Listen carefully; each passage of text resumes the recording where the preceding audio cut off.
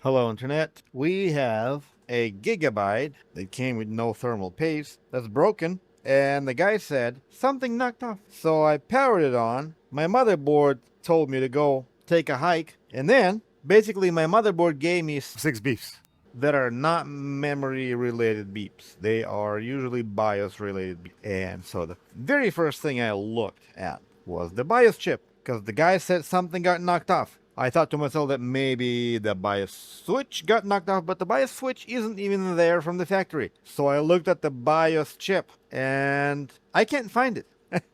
The BIOS chip is gone, ladies and gentlemen. Where did it go? I have no idea. So today we're gonna have to fix this BIOS chip. Isn't that great? Let's fix the BIOS chip. We're gonna be putting in some Black Horse Fluxy here. Wonder what that capacitor does. We probably need to resolder that as well. And I'm going to put some solder on these pads so that I can wick them off easier. Yes, look at that flux. Look at that snout. Going to wick that off. There we go. All right. Now let's apply some heat and resolder that capacitor, or at least get it straight if we can. Looks like the capacitor is completely ripped off. Isn't that great? All right. I guess we can replace it. Not a big deal. Just need to know what that capacitor is. That's gonna be the hardest part. So we're gonna add some solder there. If it's just a filtering cap, I'm not gonna worry about it. But I don't know. All right, let's see. Let's clean that up so we can see what we're dealing with. And look at that Snout. flux. Look how easily it got wiped off the board. Oh, looks like that cap was also broken. Uh-huh. There you go. All right, let's fix that cap. Let's fix those pads. Yes. So there we go. So now let's get busy and get those pads repaired. Holy cow. More rip pads in here. Capacitors. This one can definitely be ignored. What were they doing in here? I'm starting to think that the moment I fix these capacitors and everything else, it's still not gonna post. I think we're gonna have problems with the memory because it looks like it's had been impacted. So what is this trace here? So that trace looks like it's going over there. This trace looks like it's going, I don't know. Where does that trace go? It looks like it's not going anywhere. Clean that up. I'm struggling to understand where does this go? Trace here. Is it going into here? I think it's going into this resistor. So let's see. Probably check. Do we get a beep from A to B? Yes. And then this one goes into the via here, so we're not gonna find it. All right. Put some flux in here, get those pads tinned. There's one pad, and this pad. This one here, let's get a bridge like that. Now let's bring in some pads. Almost died. And what kind of pad do I want in here? Doesn't matter. We'll just get like a medium one. All right, here comes the pad. So that pad goes here. That's a very small, tiny little pad, but it doesn't matter. We'll make it work. As long as we can get it connected, as long as we can get it soldered. I can't even get this thing aligned on the board. Let me rotate things around, solder that thing. Something like that. I probably should have used Black Horse Flux because it would be easy to clean. So let's wipe this stuff off and put some Black Horse Flux right there. That's right. Black Horse Flux. Buy a jar, save a lot. Save a lot of money if you buy a jar. He's selling a jars now, so you can grab a jar if you wanted to. Thanks, Donnie. Thanks, Steve. Let's try a bigger pad here, just to see what it looks. Bigger is not necessarily better. I just don't have those square pads that I'm looking for. So we're just gonna have to do with what we have. It don't matter. It's all the same. It'll connect A to B, and that's all that matters right now. Anyway, and I cannot even get this thing there. All right, let's try grabbing it with a tweezer instead. There we go. So that'll work. Cut away what we don't need, and here as well. One more pad. That's going to be on the bottom there. Hopefully this one will not be as stubborn as the rest of them. Something like that. There we go. That's good. All right. Clean that up. Got that tail out of there. And wipe it all away. You want to be careful We don't want to rip those pads off. That's the way I do it. I'm sure there are a million other ways to do it, but that's the way I do it. I will secure these pads after the fact. So some people like to secure them before they solder them down. I like to solder them first and then secure it, so that kind of saves me time going back and forth. And look at all that fuzz from them cotton swabs. Now let's do some masking here, and let's mask all this mask. Black mask is probably the worst mask to ever mask with, and the reason for that is because it doesn't cure very easy. It takes a long time for it to cure. Sometimes you apply heat to help it out, and it's all because it's opaque. It does not allow the UV light through anywhere near as much as the green one would, or any other color for that matter, especially that little yellowish one. Yeah, that one hardens the best, but it is what it is. We're just gonna do a little, a thin layer, one thin layer at a time, and that usually does the trick. So that way we do not end up having a wet bottom of that mask that never cured. So a little bit of here as well. Okay, so we're gonna cure that. And I'm gonna go ahead and go on them internet. Got a BIOS here from a 4080 Super laying around. So I want to go ahead and flash this with a Gigabyte 3070 Eagle, and then we're gonna solder it into the under the board. All right, so here's what I know. Those two gaps are filtering gaps for a 1.8. We're going to leave them alone because we don't care. But the BIOS chip, we want to solder that. So let's put some black horsey flux. And here comes our BIOS chip. And hopefully we can solder that chip down without any issues. So let's make sure that we are aligned somewhere. There's one pin, two pin. That pin doesn't want to go. Solder doesn't want to stick. And that pin there as well. Solder doesn't want to stick. Why is that? Now, this is my criticism about the Black Horse repair flux, is that the solder doesn't really want to stick. Why is that? It doesn't want to stick to a bare copper. I notice this quite a bit, especially when it's cold. So, either the activation temperature is on the high side for this flux. I don't know. But if I put my old flux, the one from Styria, the one that I use for reballing all the time, it's instantly doing it. So let me go ahead and show you. Bam! See right there, it instantly coated the pin. So I don't know why it does that. It could be acidity issue, which probably is linked to the active state of the flux. I don't know. And but regardless, I am seeing this happen. So I hope that he is watching this video and he will actually do something about it. Now for a while I've been telling him, hey, I think your flux isn't acidic enough, but that might not necessarily be true. I think it might have to do something with it becoming active at a certain temperature. So I'm guessing that the Styria flux is either more acidic or it becomes activated much sooner compared to Black Horse. I don't know. I'm not a chemist. Black Horse Repair, he's the chemist. He is the software engineer, the whole hardware developer, all sorts of, just a genius. And that explains why he's bald. What? So, I'm not bald. Nice. And I don't even know if this thing's gonna post or not at this point, given so much physical damage on the board. Who knows? We'll give it a try. So anyway, if the Blackbeard's watching, or the Black Horse, the Blackbeard, the whatever, please do something. That's just one little thing with that flux that's bothering me. But I'm still using it every day. So, all right, let's go. Let's see if it'll post. And let me turn that off one more time. I'm gonna let you hear what I'm hearing.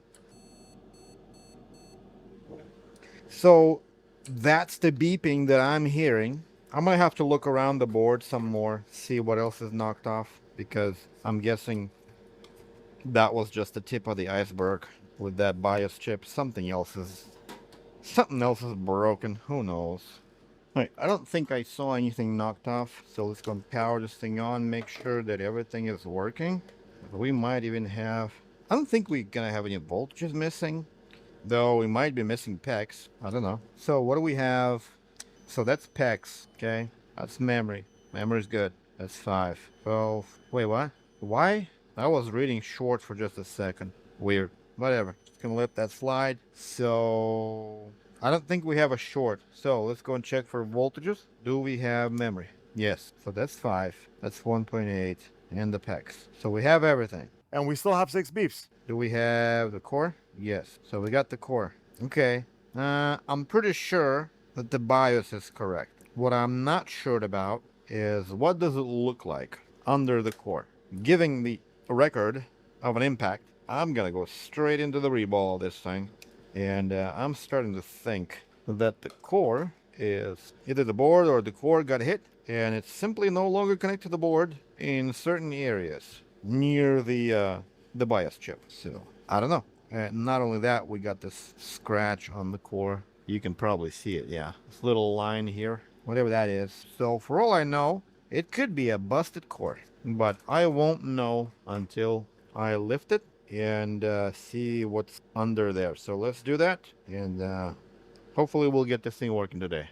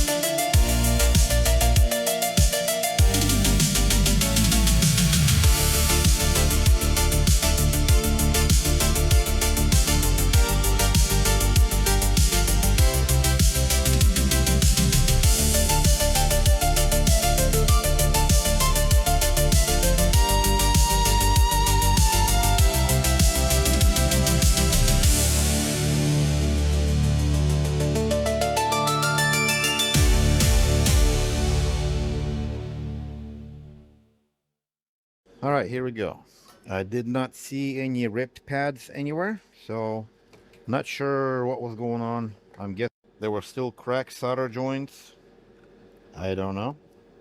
All right, let's see what happens when we power it on. Just 1.5 amp. Okay, that looks good. Nothing, I don't think anything was desoldered in terms of the BIOS chip. So if this does not work, I'm gonna have to remove that BIOS chip and see what's going on in there. Maybe something isn't working quite right. Or maybe some kind of resistor was damaged as well that I did not look at. So let's see if this thing will post. And or maybe let's see if we at the very least can detect this thing. No post. It's doing the exact same thing. All right, so let's go into the memory test, see if we can get this thing detected, and maybe it'll show us some kind of errors. I'm starting to think that the core had been bumped given the severity of the damage on the board. Now let's see if we can detect this thing. And the GPU is, well, okay, so it is detected. And we get a that boot failure that doesn't really mean anything. So it says that we are cannot read a training status registers or whatever. Okay, so what does that mean? Let's run in the NT. The okay, so the GA104 doesn't even get initialized. Okay, so we cannot initialize the GPU. Why is that? No idea. All right. Could be issue with them straps. Let's see if we have any issues with the straps. GPU does not get initialized. What does that even mean? I don't know. Where are the straps? The straps would be around here. I think. I don't know. So these here would be straps. I don't see any issues with them straps. What else? So I cannot even get the core to initialize, so I cannot check whether or not straps are configured correctly. I would imagine they are. I don't see any of them get ripped off or anything like that.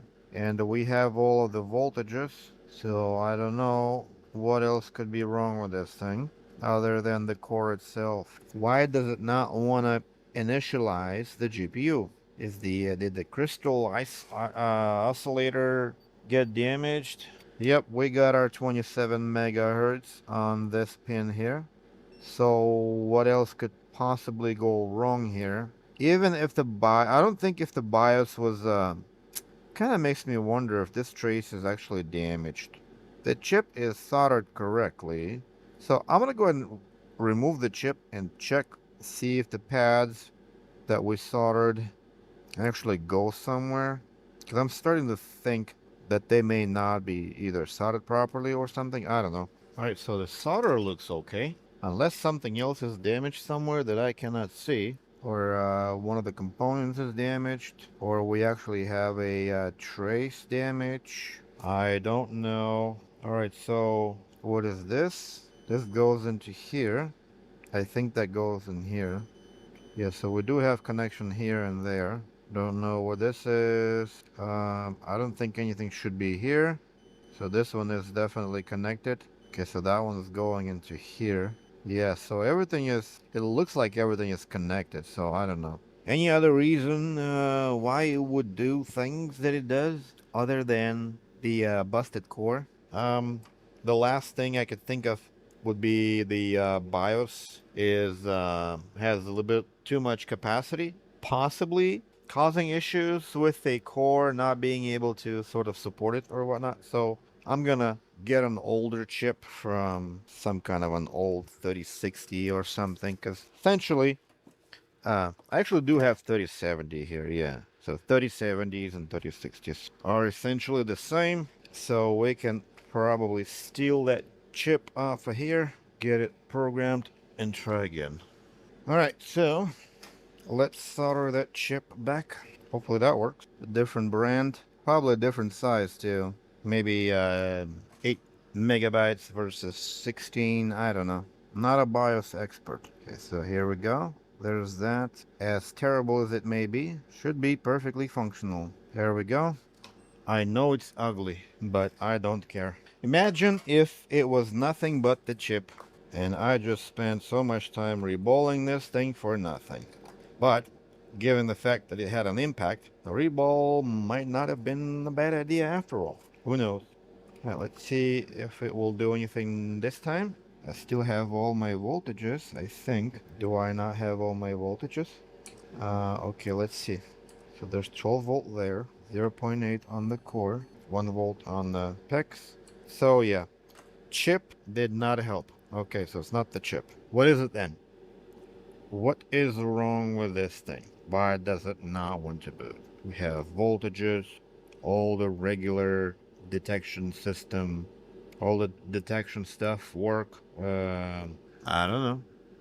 I probably wanna sleep on that. See if I can come up with something when I wake up or come up with something in the middle of the night. All right, so here's the catch. I didn't sleep on it, but it hit me. This stupid thing is an LHR. So if you look at the cheat sheet here, this is how you identify this chart. You read the core, and we have the core with the 302. So that's an LHR. So none of the BIOS that I tried, none of the BIOS that you find on Tech Power Up, if you go select your specific GPU, you're not gonna find it there. Unless what you want to do is you want to search for a very specific ID.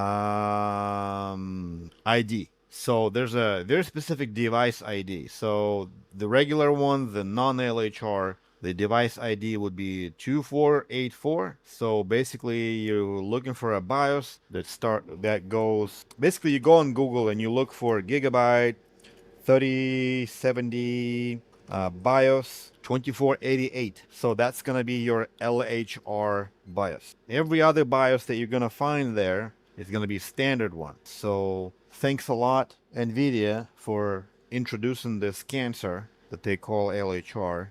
And special thanks to Tech Power Up not separating the two. But at the very least, they do list the device. So if you see the device ID on there, then that's it. So I don't know if Matt's is gonna run. It's probably gonna blank out until it runs. I don't know how to fix this. The screen just goes black. Yeah. Wait, what? Beginning loop. Wait, why am I running loop? I don't want to run any loop. All right, let's run maps one more time. Maybe we can run NVMT, but I want a maps. Yeah. Let's run maps. See if we can actually see anything going on the screen. I highly doubt it. Screen probably gonna go blank. Yep. There you go. Black screen. The test is running. I can't see anything. And that has to do with a stupid 4K monitor. So, yeah, nothing but trouble. I don't know why, but I cannot run maths on this monitor. Okay, so I'm going to shut down, and I'm going to go ahead and open that file as soon as the computer shuts down. Right there. We got a pass. Okay, so that means we are ready to put this thing together and run some tests, which I'm sure going to be okay. So, thanks for watching. Hopefully this was educating. It definitely was to me, because I very rarely stumble on a problem like this. And but the good thing is, every time I stumble on some kind of a weird problem like this, and I end up fixing it, then, or somebody else helps me to fix it, then I take a note. I save the note. I share the note. It's all on Discord. Someone heard this, I'm sure. And did I reball the core for no good reason? I don't think so. I think there was a very good reason to reball the core this time. But it is what it is. So who cares? You're not better to do it anyway. So, eh. Alright, ladies and gentlemen, we are back because we are overheating. When I looked at those thermal pads, I thought, they look cheesy. I think the pads are incorrect. So, I'm guessing the customer put in incorrect pads, got angry, took it apart, yanked the whole thing out, ripped the BIOS chip off, and subsequently, here we are. Who cares? We'll fix it. No GPU left behind. Because as you can see here, the thermal paste was not spread.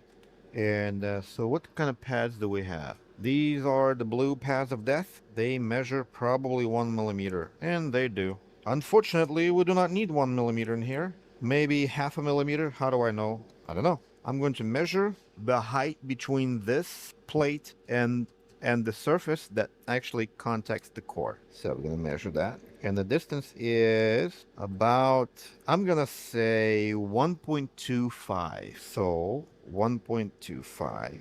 So the pad that we need is 0.75.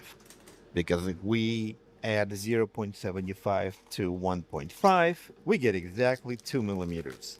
And the 2 millimeters is the magic number. That's right, ladies and gentlemen. The magic number is 2 millimeters. Okay, let's take some 0.75, flip it on here. I don't know, man. People think replacing pads is super easy. All they do is Google the pad thickness on Google. And then Google obviously gives them incorrect thickness because, well, not all cards are the same. Even if you look up thicknesses specifically for your card could have revisions. The cooler on your card might have slight differences compared to the cooler that was from which they gathered all those thicknesses from. Very slight difference in the thickness of this little frame or lack of that frame, and then the whole measurement is messed up. I'm not going to worry about these pads here. These are probably fine. And I'm not going to add any more paste on there because whatever's there is more than enough. And at least we'll find out. So, it did not spread all the way, so it should spread now. I really should have checked those pads, but whatever. That one night recently, when I was working on that 5090, I think I spent like 3 days working on it. And one of the nights, I went to sleep about 3 or 4, something like that. I finally got it done, but I didn't. I just got it to post, and I didn't run any kind of tests or anything. I was so exhausted. And then the whole drama unveiled. Basically, what happened? There you go. See, temperatures are now normal. Basically, what happened was customer was very happy, sent me $100 bonus, but she accidentally sent a second payment for the repair. And so that payment, for whatever reason, ended up being on hold on PayPal. And I had no idea. I've never seen a payment to be on hold on PayPal. Never. And so automatically I thought, what if it's some kind of a on hold payment scam that if I refund that payment now, then I don't know, then it might be refunded, or like if the payment isn't hold, so I haven't received any money. So if I refund the money that I haven't received, in my mind, that would be the same as if same as refunding her the first payment that actually did go through. You see where I'm going with this? It was kind of it was sketchy. So I didn't really know what to do. We're still overheating. Let's redo this. I think we need like a 0.5 or something. Even 75 doesn't work. And so sometimes math doesn't add up. And so what I ended up saying is I will send it back. No problem. You the first payment is cleared. I got no problem with that. So but the second payment, I said I will refund the payment once it clears, or it will refund itself. I just wanted, because the payment said that it was on hold, and it also said in big bold letters, it said, and this is coming from PayPal. This isn't me. It says, do not ship your order for at least 24 hours. So it gives me a warning because the payment is on hold. The PayPal himself or themselves or whatever telling me not to ship the order. And so I said, hey, I will ship your order regardless of what PayPal just told me because the first payment cleared. But I will not refund that payment until the second payment, until it's cleared. And everything went south from there. She started getting angry, started getting mad. She went talking with a chat bot from PayPal. PayPal doesn't work 24 hours a day. So she talked to a chat bot. The chat bot assured her of things. And then, I said, you're kind of wasting your time talking to a chat bot. And she got very emotional. And I told her that I don't want to deal with her emotional. Women are very emotional, is all I'm trying to say. So I didn't want to deal with any of that. And so she got super mad because I didn't want to deal with her because she was so emotional. And about 20, 30 emails later, I started getting emotional, because we all have a little woman inside of us. My inner woman started bitching, and I got very emotional and unstable. And so I ended up refunding all of her money, tell her to get lost. So she got mad. She sent me the money again, which I didn't ask for. I refunded that. Then she said she's gonna call the cops. She's gonna call the attorney general. She's gonna call the Joe Biden and the ICE, and everything else in between, including your mama. And I don't know how she's involved, but she's part of it. I know it. And so, at that point, I thought to myself, what if this mentally unstable, emotionally unstable person, let's call her that, gets the 5090 delivered back home, tested it out, everything works fine, blah, blah, blah. And then she goes on PayPal and says, hey, why don't I open the claim against this fool and get my money back? Because, PayPal will side with the customer. So, and I will end up with not only losing money, but I will also end up getting my account locked, hurt, limited, suspended, or what have you. So I've already had this similar situation happen before where customers thought that I scammed them or something. Something didn't work. They wanted their money back. I ended up giving them a refund. Months later, think about it, months or maybe weeks, I don't remember. A while after, customer said, dude, I'm really sorry, it was my fault. It was my PC that was causing the problem. The GPU that you fixed was actually working fine. But he got mad. He got mad to a point where he went crying to PayPal, and then the PayPal gave me a strike and all sorts of problems that followed. And the guy got a refund. So he got a refund. I got hurt. He got a working GPU. So that is exactly why I told her, hey, if you insist on sending me that payment, send it to me as a family or a friend. So that way she cannot open any kind of claim against me that would hurt me. So that was a way that I thought that I would protect myself from what could potentially be coming my way soon. And yeah, I probably shouldn't have offered that, but I needed to protect myself somehow. And that seemed like it was the only way to do it. So there was no other way to protect me. If she opens up a claim, PayPal, there are no humans that would review the claim. Your funds are automatically refunded and your account gets automatically strike. So you just kind of sit there and wonder, how did this get escalated to this point so quickly? And the reason why it escalated so quickly was because there's no human involved. It's all programs, it's all script. So she opens the case, she gets a refund, I get a strike, and that's it. And then it takes me a year or two to recover from that strike. And yeah, so that's why I said, hey, either pay me as friend or get out of here and never contact me again. So by now, I personally took the package to the postal office. I took a photo of the package on their table, on their scale. I took a photo of the receipt, and the package is on its way back to the New York of all places. So not really surprised. People in New York are a little bit on the crazy side. That's why Rossman moved out. He couldn't handle it. A lot of Karens out there. But regardless, it looks like we resolved our issue with the overheating. And finally, that will be it for this repair. Hopefully this was educating. And hopefully the explanation I provided to you with what happened just recently with a customer that sent me two 5090s for repair and one had a dead memory channel. So as of right now, we have no way to disable memory channels on a 5090s. So that was a no fix. But the other one I managed to fix. And so she got that fixed for free. And she can go to the, I don't know where she can go. I don't want to tell people go to hell, but she can go to the North Pole or the South Pole, away from me, very far, where there's no internet, so she can't reach it or send me any emails or cookies. Either way, that will be it. Goodbye.